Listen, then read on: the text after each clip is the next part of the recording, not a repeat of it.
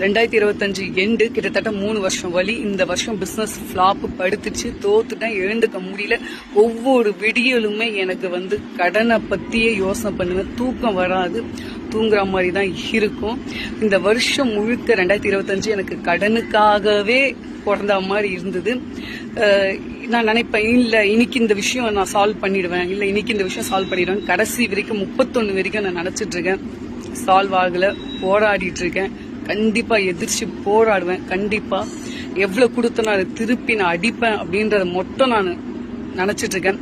இந்த வருஷம் நான் கத்துக்கின ஒரே ஒரு விஷயம், அழுகணும்னு நினைச்சா அழுதுடணும், அவ்வளவுதான். அதை மறைக்க கூடாது அப்படின்றத ஒன்று கத்துக்கினேன். இன்னும் முக்கியமான விஷயம் பணம்.